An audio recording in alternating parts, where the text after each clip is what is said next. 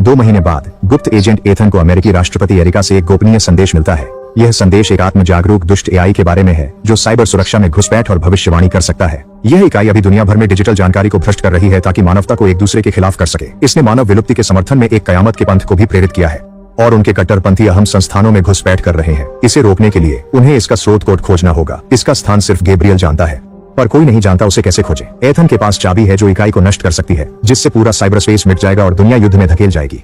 वह छिपा है क्योंकि उसे लगता है सरकार इस इकाई का उपयोग अन्य देशों के विरुद्ध कर सकती है। एरिका एथन से कहती है कि वह आत्मसमर्पण कर दे इससे पहले कि टेप नष्ट हो जाए। बाद में एथन अपने पुराने दोस्त बेंजी से मिलता है और वे एक गुप्त कमरे में जाते हैं जो सबवे सुरंग में है, जहां लूथर इंतजार कर रहा है। लूथर ने एक जहर कैप्सूल वायरस बनाया है जो स्रोत कोड के साथ इकाई को निष्क्रिय कर सकता है। पहले उन्हें ऑस्ट्रिया की जेल में गैब्रियल को खोजना होगा। गैब्रियल की पूर्व साथी पेरिस को एजेंट जैस्पर और थियो ले जा रहे हैं।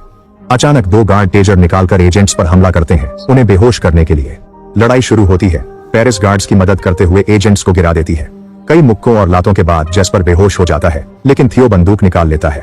पेरिस बंदूक चुराकर गोली चलाना चाहती है, लेकिन गार्ड सामने कूदकर मास्क उतारते हैं, जिससे पता चलता है कि वे ईथन और बेंजी हैं। पेरिस को याद आता है कि ईथन ने पिछले मिशन में उसे छोड़ा था। थियो ईथन की बात सुनता है जब वह समझाता है कि अब कोई पक्ष नहीं, बल्कि एक वैश्विक मुद्दे पर मिलकर काम करना है। थियो उन्हें गिरफ्तार नहीं करता और एथन पेरिस से गैब्रियल का पता पूछता है। कुछ दिन बाद एथन लंदन में एक पार्टी में चुपके से जाता है। 2 एजेंट एथन को देखते हैं और उसे गिरफ्तार करने की तैयारी करते हैं। ग्रेस उनसे टकराकर उनके रेडियो और बंदूकें चुरा लेती है। वह एक हथियार एथन की ओर फेंकती है और दूसरा अपने पास रखती है ताकि एजेंट खुद का बचाव न कर सकें, और दोनों को बेहोश कर देती है। ग्रेस बताती है कि उसे एथन की एजेंसी के निदेशक ने खोजने भेजा था, लेकिन वह मानती है कि एथन ही अब दुनिया बचा सकता है, इसलिए वह उसे पकड़ने की बजाय मदद करना चाहती है। जब वे बाहर निकलने वाले होते हैं तो 2 आदमी उन्हें पकड़कर बेहोश कर देते हैं। बाद में वे जागते हैं और खुद को एक कमरे में जंजीरों से बंधा पाते हैं, जहां मेज पर यातना के औजार है। एक गार्ड आता है और एथन को मारता है, पर गैब्रियल उसे रोकता है। वह कहता है कि अगर एथन ने उसकी बात नहीं मानी तो वह लूथर को मार देगा। गैब्रियल चाहता है कि एथन एक पनडुब्बी खोजे जिसका नाम सेवस्तोपोल है, जो सोनार से नहीं पकड़ी जा सकती। कई साल पहले इसकी प्रणाली एक वायरस से नष्ट हो गई थी, जिससे यह डूब गई और वह वायरस बाद में इकाई बन गया। पनडुब्बी वर्षों से समुद्र की गहराई में जमी है, इसलिए दूसरी इकाई अब इसमें हैक नहीं कर सकती। इसलिए सिस्टम में छोड़ी गई वायरस की प्रति को स्रोत कोड के रूप में पुनः प्राप्त किया जा सकता है। लेकिन गैब्रियल इसे इकाई को रोकने के लिए नहीं चाहता, वह इसे नियंत्रित करना चाहता है। सबसे चौंकाने वाली बात यह है कि जिस वायरस ने सब शुरू किया वह कोड था जिसे एथन ने सालों पहले अपनी पत्नी को बचाने के लिए सरकार से चुराया था। अब वह इकाई के अस्तित्व के लिए जिम्मेदार है। गैब्रियल जब एथन को करीब से देखता है तो उसके मुंह में कुछ अजीब दिखता है। पता चलता है कि उसके नकली दांतों में जहर छिपा है। एथन काटता है और उसके मुंह से झाग निकलने लगता है, इसलिए गैब्रियल अपने आदमियों को उसे होश में लाने का आदेश देता है। हालांकि एथन बताता है कि जहर असली नहीं है और जल्दी से दोनों गार्ड्स को हरा देता है, जबकि ग्रेस उनसे चाबियां लेकर खुद को आजाद कर लेती है। एक गार्ड आता है, गैब्रियल उसे गोली चलाने से रोकता है, याद दिलाता है कि एथन जिंदा चाहिए। वह उसे ग्रेस को गोली मारने के लिए कहता है और चला जाता है। पहले का एक आदमी जागता है और फिर से लड़ाई में शामिल होता है, इसलिए ग्रेस और एथन मिलकर दुश्मनों से लड़ते हैं। ग्रेस लगभग मारी जाती है, लेकिन एथन मेज से औजार उठाकर दोनों को मार देता है। पुरुष पहले बहुत क्रूर तरीके से गैब्रियल गलियारों में भाग रहा है, लेकिन पेरिस, थियो और बेंजी ने उसे घेर लिया। पेरिस उसे गोली मारना चाहती है। थियो उसे याद दिलाता है कि वे उसे जिंदा चाहते हैं। गैब्रियल विपरीत दिशा में भागता है। ग्रेस और एथन पीछा करते हैं, लेकिन गैब्रियल दरवाजे बंद कर भाग निकलता है। एक कमरे में एथन को अजीब डिब्बा मिलता है। पेरिस बताती है कि गैब्रियल इसी से इकाई से बात करता था। पेरिस की चेतावनी को अनदेखा कर एथन डिब्बे में जाता है और अपनी मानसिकता उपकरण से जोड़ लेता है। उसके हाथ पैर कस जाते हैं। बात से पहले इकाई उसे कई दृश्य दिखाती है जो हर झटके से उसके दिमाग को चोट पहुंचाते हैं, जिसमें एक रहस्यमय तिजोरी शामिल है। इकाई चाहती है कि एथन तिजोरी खोले और उसे अंदर जाने दे। अगर वह सहयोग नहीं करता तो इकाई 4 दिनों में दुनिया के परमाणु शस्त्रागार पर कब्जा कर लेगी और मानवता को खत्म कर देगी। यह दिखाता है कि गैब्रियल लूथर को जल्द मार देगा। फिर इकाई एथन को बॉक्स से बाहर फेंक देती है। वह जल्दी से सभी जानकारी लिखता है जो उसने दृश्यों में देखी थी और अपनी टीम से पनडुब्बी के स्थान के निर्देशांक खोजने को कहता है। फिर अपने दोस्त को बचाने के लिए दौड़ता है। इस बीच लूथर जागता है और अपने बिस्तर के पास एक मृत नर्स देखता है। गैब्रियल ने उसे अजीब कमरे में बम के साथ बंद कर दिया है। उसने जहर की कैप्सूल चुरा ली और उस महिला को मार डाला जो उसे सुला रही थी। जब एथन पहुंचता है तब सिर्फ 3 मिनट बचे हैं। बम इतना शक्तिशाली है कि यह शहर को नष्ट कर सकता है, इसलिए लूथर इसे निष्क्रिय कर रहा है ताकि विस्फोट रुक सके। ये शहर को बचा लेगा, लेकिन इससे उसकी मौत हो जाएगी और सुरंगें ढह जाएंगी जबकि दरवाजा नहीं खुलेगा। एथन समझ जाता है कि गैब्रियल चाहता है कि लूथर मर जाए ताकि वह और कोई जहर की गोली न बना सके। एथन दोस्त को नहीं छोड़ना चाहता, पर लूथर उसे मजबूर करता है। एथन सुरंगों से दौड़ता है, तभी बम फटता है और लूथर की मौत हो जाती है। जब एथन सड़क पर आता है तो जैस्पर और उसके लोग उसे घेर लेते हैं और चाबी ले लेते हैं। मुख्यालय में एथन डायरेक्टर किटरिज से मिलता है, जो बताते हैं कि इकाई ने कई परमाणु शस्त्रागारों में सेंधमारी कर दी है। वे बोर्ड के साथ बैठक करते हैं, जिसमें राष्ट्रपति एरिका भी है। एथन के मिशन इतिहास की समीक्षा करते हुए वह बताते हैं कि पनडुब्बी खोजने के लिए उन्हें चाबी और जहाज चाहिए। एक बहस छिड़ती है क्योंकि एजेंसी इकाई को खत्म नहीं करना चाहती। एथन कहता है कि कोई विकल्प नहीं है क्योंकि परमाणु हथियार उसके पास है। उसी वक्त अलार्म बजता है और पता चलता है कि एक देश ने अपने परमाणु हथियारों का नियंत्रण खो दिया है। एरिका तय करती है कि समस्या सुलझाने के लिए एथन को 72 घंटे मिलेंगे, नहीं तो जो भी होगा उसकी जिम्मेदारी उन्हीं की होगी। हेलीकॉप्टर पर जाने से पहले उसे चाबी और एक रहस्यमय लिफाफा मिलता है। थोड़ी देर बाद उत्तरी प्रशांत महासागर में एक विमान एथन को कैरियर जहाज पर छोड़ता है। वह लिफाफा एडमिरल को देता है, जो खोलकर देखता है कि संदेश में सिर्फ एक तारीख है। यह वही तारीख है जब एडमिरल ने एरिका संग सेवा की थी और दोनों ने किसी करीबी को खोया था। क्योंकि कोई भी प्राधिकरण जोखिम नहीं लेना चाहता था, वह एक कठिन क्षेत्र से गुजर रहा था जो युद्ध शुरू कर सकता था, लेकिन एडमिरल उस जोखिम को लेने के लिए सहमत हो जाती हैं जो उनके उच्च अधिकारी नहीं ले सके। एथन उसे सॉर्सेस के बारे में बताता है, जो ध्वनिक अंडरसी केबल्स का नेटवर्क है। अगर समुद्र के नीचे कुछ महत्वपूर्ण होता है तो सॉर्सेस उसकी सटीक स्थिति जान सकता है। पनडुब्बी के चालक दल के शव इनुइट मछुआरों को मिले तो वे मानते हैं कि सोसिस स्टेशन जिसने दुर्घटना पकड़ी वह बेरिंग सागर के सेंट मैथ्यू द्वीप पर स्थित है। वहां जाना रूस के साथ युद्ध छेड़ सकता है। एथन को बर्फ से बाहर लाने के लिए अपनी टीम से ठीक उसी जगह और समय पर मिलना होगा। एडमिरल को शक है, पर उनके पास और कोई योजना नहीं है। द्वीप पर बेंज और टीम विलियम से मिलते हैं, जो 30 साल से सॉसिस स्टेशन चला रहे हैं। वह बेहतरीन कोडर हैं, जिन्होंने सालों तक लोगों को उस इकाई के बारे में चेताया, पर किसी ने नहीं सुना। विलियम वॉरेन, वह मदद करना चाहता है, लेकिन उसके घर पर रूसी भाड़े के सैनिकों का कब्जा है जो अब बाहर आ रहे हैं। वे भी खोई पनडुब्बी की तलाश में हैं। विलियम सबको बताता है कि उसके पास जरूरी निर्देशांक नहीं है। उसके पास जानकारी वाली डिस्क है, पर पढ़ने की मशीनें नहीं है, क्योंकि उच्च अधिकारियों ने पनडुब्बी के डूबने को छिपाने के लिए सब हटा दिया। रूसियों को उम्मीद है कि विलियम एक रीडर बनाएगा और उसे हेलीकॉप्टर पर 1 घंटा देगा। पायलट्स ने एथन को बताया कि वे क्षेत्र में रूसी जहाज देख रहे हैं और टीम से निर्देशांक नहीं मिले हैं। अगर वे ज्यादा देर तक उड़ेंगे तो लौटने के लिए ईंधन नहीं बचेगा। ईथन उनसे 5 मिनट और मांगता है। तभी 2 रूसी जेट चेतावनी के तौर पर सामने उड़ते हैं, तो ईथन ठंडे पानी में कूदने का फैसला करता है और हेलीकॉप्टर वहां से निकल जाते हैं। अचानक ईथन गोताखोरों से घिर जाता है, जो उसे यूएसएस ओहायो ले जाते हैं। ईथन पनडुब्बी के कप्तान से मिलता है और एडमिरल का हार देकर मदद के लिए मनाता है। वे बताते हैं कि वे टीम से निर्देशांक का इंतजार कर रहे हैं और कप्तान से एंटीना उठाने को कहते हैं, जो उनकी स्थिति रूसियों को दिखा सकता है। इंतजार में वे दुश्मन जहाजों पर नजर रखने के लिए रडार देखते हैं। एथन देखता है कि रूसी पनडुब्बी 1 घंटा पहले द्वीप पहुंची। चालक दल एथन को प्रेशर सूट दिखाता है, जो उसे गहरे समुद्र में ले जा सकता है। हालांकि वे मानते हैं कि इसे 300 फीट से नीचे नहीं आजमाया गया। हवा बचाने के लिए उसे तेजी से नीचे उतरना होगा, जिससे मानसिक भ्रम, कंपन और दौरे जैसे दुष्प्रभाव हो सकते हैं। उसके पास डिकम्प्रेशन चैम्बर तक पहुंचने के लिए लगभग 20 मिनट होंगे, नहीं तो वह मर जाएगा। एथन सांसों का अभ्यास करता है और कप्तान चेतावनी देता है कि एंटीना बंद करने से पहले यह आखिरी उपयोग है। घर में बेंजी विलियम को रीडर बनाने में मदद करता है। जब सबका ध्यान नहीं होता, विलियम मानता है कि उसने निर्देशांक वाली डिस्क नष्ट कर दी, लेकिन उसे याद कर लिया है। वह उन्हें कागज पर लिखकर अपनी घड़ी में छिपा देता है और चुपके से पत्नी को देता है। उसे कुत्तों को खाना देने को कहता है। ग्रेस सुनकर मदद के लिए आती है। एक भाड़े का सैनिक महिलाओं का पीछा करते हुए कैनेल पहुंचता है। विलियम की पत्नी उसे फावड़े से मारती है और ग्रेस लड़ाई में कूद पड़ती है, जिससे वह बंदूक चला देता है। बाकी टीम इसे संकेत मानकर भाड़े के सैनिकों से लड़ने लगती है। कई मुक्के चलते हैं, हथियार भी चलाए जाते हैं और संघर्ष में गलती से चूल्हे से कोयला गिर जाता है, जिससे घर में आग लग जाती है।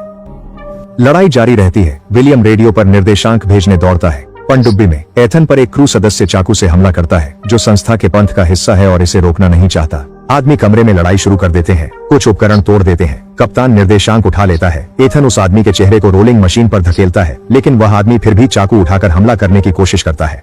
जब वह एथन पर चाकू से वार करने वाला होता है, तभी एक क्रू सदस्य पीछे से उसे मारकर बेहोश कर देता है। घर में थियो और पेरिस लड़ रहे हैं। बेंजी मदद करता है, लेकिन उस पर बुकशेल्फ गिर जाता है और पेरिस को पकड़ लिया जाता है। वह आदमी को मारती है ताकि वह गोली चलाए और गोलियां उसके साथी को लगती हैं। इससे थियो को आजादी मिलती है। वह पेरिस के विरोधी पर गोली चलाता है। रूसी भाड़े के सैनिकों को पता चलता है कि विलियम निर्देशांक भेज रहा है, तो वे भागने का निर्णय लेते हैं और अपनी पनडुब्बी को संदेश पाने देते हैं। विलियम और टीम इमारत गिरने से पहले निकल जाते हैं। ग्रेस विलियम की पत्नी के साथ जाती है, जो उसे स्लेज चलाना और कुत्तों को दिशा देने के शब्द सिखाती है, ताकि वह प्रेशर चैम्बर उपकरण पनडुब्बी में एथन के पास ले जा सके। कप्तान एथन को बताते हैं कि निर्देशांक अफ्रीका के पास है। एथन को यह अजीब लगता है और वह विपरीत बिंदु खोजते हैं, जो उनके मौजूदा स्थान के पास एक जगह दर्शाता है। विलियम ने रूसियों को चकमा देने के लिए पीछे भेजा। पनडुब्बी चलते ही वे देखते हैं कि रूसी पीछा कर रहे हैं। पनडुब्बी निर्देशांक वाले स्थान पर पहुंचते ही एथन तैयार हो जाता है। ऊप और क्रू उसे याद दिलाते हैं कि समय कम है, ताकि दबाव में मदद हो सके। एथन के दरवाजा खोलने से पहले चैम्बर पानी से भर जाता है। एक पल के लिए उसे चक्कर आता है, फिर वह बाहर कूदता है और जल्दी तैरने लगता है। उसी समय रूसी पनडुब्बी दिखती है और लगभग उसे टक्कर मार देती है, लेकिन एथन किनारे छिपकर बिना पकड़े आगे बढ़ जाता है। ईथन कई फ्लेयर्स का उपयोग कर क्षेत्र खोजता है, जब तक कि वह सेवस्तोपोल नहीं ढूंढ लेता। अंदर जाते ही पानी भी अंदर आ जाता है और वजन के कारण पनडुब्बी हिलने लगती है। ईथन उपकरण जनरेटर से जुड़ता है ताकि बिजली लौट सके और कई शब्द देखता है जो पनडुब्बी के डूबने पर बाहर नहीं निकले थे। अगले कमरे में उसे कई टॉर्पीडो मिलते हैं, इसलिए उन्हें सक्रिय होने से बचने के लिए सावधानी से चलना होता है। यह जितना होना चाहिए उससे कठिन है, क्योंकि पानी भरने से पनडुब्बी लुढ़क रही है। अंत में एथन सिस्टम चैम्बर पाता है और चाबी से कंप्यूटर हैच खोलता है, जिससे उसे हार्ड ड्राइव चुराने का मौका मिलता है। जैसे ही वह लौटने का रास्ता बनाता है, उसे महसूस होता है कि पनडुब्बी पूरी तरह झुक गई है और कभी भी गहराई में डूब सकती है। उसे सावधानी से तैरना होगा ताकि वह लुढ़कते टॉर्पीडो से बच सके। एक दरवाजा बंद हो जाता है, इसलिए एथन को टॉर्पीडो ट्यूब से निकलना पड़ता है। ट्यूब की ओर तैरते हुए टॉर्पीडो उसके पास लुढ़कते हैं और उसे लगभग फंसा लेते हैं, लेकिन वह संघर्ष के बाद बाहर आ जाता है। उसे मेहनत करनी पड़ती है, लेकिन इथन ट्यूब का हैच खोल लेता है। हालांकि अंदर एक टॉर्पीडो है। वह अगला हैच खोलता है और उसे खाली पाता है, लेकिन जब वह उसमें से रेंगने की कोशिश करता है तो उसका सूट फिट नहीं होता। इथन को इसे फाड़ना पड़ता है, जिससे उसकी त्वचा ठंडे पानी से छू जाती है। जल्दी ही ट्यूब में पानी भरने लगता है, लेकिन इथन धक्का देकर आगे बढ़ता है और पनडुब्बी के गिरने से पहले बाहर निकल जाता है। इथन का हेलमेट पनडुब्बी के किनारे फंस जाता है, जिससे उसे इसे छोड़ना पड़ता है। पनडुब्बी गहराई में डूबती है और इथन को सिर्फ शॉर्ट्स में तैरना पड़ता है। उसकी गर्दन में हार्ड ड्राइव लटकी होती है।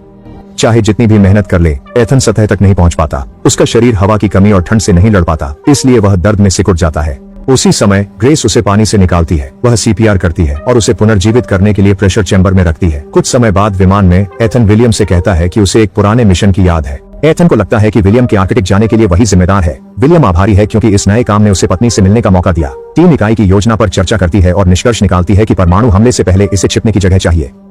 विलियम मानता है कि सबसे सुरक्षित जगह डूम्सडे वॉल्ट है, जो टॉप सीक्रेट पूरी तरह सुरक्षित सौर ऊर्जा से चलने वाला डेटा सर्वर है। इथन को एहसास होता है कि यही वह जगह है जो इकाई ने उसे दृष्टांतों में दिखाई थी और वह सोचता है कि गैब्रियल वहां पहले से हो सकता है।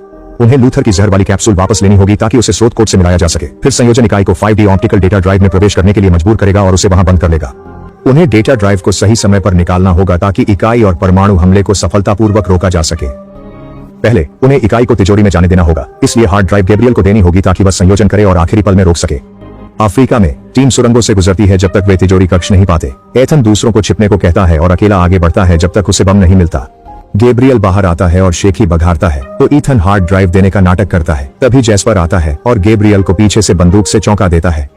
कुछ एजेंट बाहर आते हैं, दिखाते हुए कि उन्होंने टीम को पकड़ लिया है। गैब्रियल का सहायक भी गिर जाता है, इसलिए वह बम चालू कर देता है जो 20 मिनट में फटेगा। किटरिज पूछता है कि हार्ड ड्राइव से इकाई को कैसे नियंत्रित किया जा सकता है। इथन छायाओं में हलचल देखता है। तभी गैब्रियल अचानक आदेश चिल्लाता है, उसका मानसिक। गोलीबारी शुरू होते ही लोग छुपने के लिए दौड़ पड़ते हैं। गैब्रियल अपनी जीप की ओर भागता है और गोलियों से बचते हुए जहरीली कैप्सूल लेकर निकल जाता है। इथन उसे पकड़ने के लिए दूसरी जीप पर दौड़ता है और किटरिज और जैस्पर भी ऐसा ही करते हैं। सुरंगों से गुजरते समय इथन की जीप धक्का खाकर दुर्घटनाग्रस्त हो जाती है। सौभाग्य से उसे चोट नहीं लगती और वह दौड़ता रहता है जब तक कि वह गैब्रियल को बाइप्लेन पर जाते नहीं देखता। इथन लगभग हार मानने ही वाला होता है कि तभी देखता है कि सहायक भी विमान पर भाग रहा है, इसलिए वह साथ आने के लिए धातु की छड़ पकड़ लेता है। फिर वह चढ़कर पायलट सीट तक पहुंचता है और सहायक को बेहोश करने के लिए मारता है। विमान गिरने लगता है, इसलिए जब इथन सीट बेल्ट खोलता है, सहायक का शरीर बाहर गिर जाता है। फिर इथन विमान संभाल लेता है और गैब्रियल का पीछा करता है। उनके विमान कई बार टकराते हैं, जिससे नुकसान होता है। गुफा में बेंजी बताता है कि उसे गोली लगी है। विलियम बम निष्क्रिय करने का जिम्मा लेते हैं, इसलिए उनकी पत्नी और थियो उनके साथ रहते हैं, जबकि पेरिस और ग्रेस बेनर्जी को सर्वर रूम ले जाते हैं। विलियम को लगता है कि वे सफल नहीं होंगे, लेकिन जल्द ही उन्हें पता चलता है कि कुछ केबल्स काटने से धमाका छोटा होगा और भागने का मौका मिलेगा। अंदर जाते ही बेंजामिन को लगता है कि उसका फेफड़ा धंस रहा है, इसलिए वह पेरिस को अस्थायी ऑपरेशन के निर्देश देता है। यह प्रक्रिया दर्दनाक है, लेकिन बेंजामिन पेरिस को मार्गदर्शन देने और ग्रेस को सर्वर सक्रिय करने का तरीका बताने से नहीं रुकता। शुक्र है, दोनों महिलाएं उसकी बात मानती हैं। बेनजी का फेफड़ा ठीक हो जाता है और ग्रेस सर्वर लाइन खोल देती है ताकि इकाई अंदर आ सके। वह डेटा ड्राइव जोड़ देती है। अब उन्हें बस अपने दोस्त का इंतजार करना है कि वह जहर को वापस हवा में लाए। इथन का विमान टूट रहा है तो वह कूदकर गैब्रियल के विमान पर उतरता है। तभी दूसरा विमान गिरकर दुर्घटनाग्रस्त हो जाता है। गैब्रियल इथन को गिराने की उम्मीद में पागल करतब दिखाने लगता है। हालांकि इथन हमेशा पकड़ने की नई जगह ढूंढ लेता है और पंख के नीचे छिप जाता है, जिससे गैब्रियल को लगता है कि वह गिर गया। जब गैब्रियल फिर से विमान सामान्य रूप से उड़ाने लगता है तो इथन उसके पास आकर उसे मारता है। दुर्भाग्य से वह बेहोश नहीं होता और गैब्रियल फिर से पागल करतब दिखाने लगता है। जैसे ही इथन सीट बेल्ट पकड़ता है, प्रोपेलर खराब होता है और गैब्रियल को सामान्य उड़ान भरनी पड़ती है। फिर वह इथन को छुरा मारने की कोशिश करता है, लेकिन इथन मौके का फायदा उठाकर उसकी बांह तोड़कर जहर की कैप्सूल चुरा लेता है और गैब्रियल को मुक्का मारता है। वह सीट बेल्ट भी खोल देता है ताकि जब विमान मुड़ता है, गैब्रियल बाहर गिर जाए। हवा उसे विमान के किनारे की ओर धकेलती है और उसका सिर धातु से टकराता है, जिससे वह तुरंत मर जाता है। फिर इथन विमान का नियंत्रण पाने की कोशिश करता है। हालांकि प्रोपेलर में आग लग गई। वह पैराशूट से कूदता है, लेकिन वह भी जलता है। जैसे ही वह तेजी से गिरता है, इथन जहर की गोली हार्ड ड्राइव में डाल देता है। उसी समय ग्रेस 5D डेटा ड्राइव निकालती है और विलियम बम के तार काट देता है। पूरी दुनिया में बिजली चली जाती है और परमाणु हथियार रुक जाते हैं। ग्रेस डेटा ड्राइव के चमकने से समझ जाती है कि योजना सफल रही। विलियम और अन्य पुष्टि करते हैं कि वे बम से आगे निकल गए और क्षति कम थी। जल्द ही बिजली लौट आती है और एरिका को कॉल मिलती है। पुष्टि होती है कि इकाई खत्म हो गई। पहाड़ों में इथन सुरक्षित उतरता है बैकअप पैराशूट से। वह ड्राइव में आवाज सुनता है और समझ जाता है कि यह लूथर है जो उसे विदाई दे रहा है। यह संदेश आत्मविनाश के लिए है, इसलिए जब तक किटरिज और जैस्पर इथन को ढूंढते हैं, ड्राइव और जहर की कैप्सूल बेकार हो चुकी होती है। किटरिज निराश है पर जैस्पर इथन को सफलता की बधाई देता है। कुछ समय बाद टीम इथन से मिलती है और ग्रेस उसे एंटिटी के साथ ड्राइव देती है। फिर समूह अलग हो जाता है ताकि वे छाया में रह सकें। पक्का सब्सक्राइब करें और नोटिफिकेशन ऑन करें ताकि ऐसे और वीडियो देख सकें। धन्यवाद।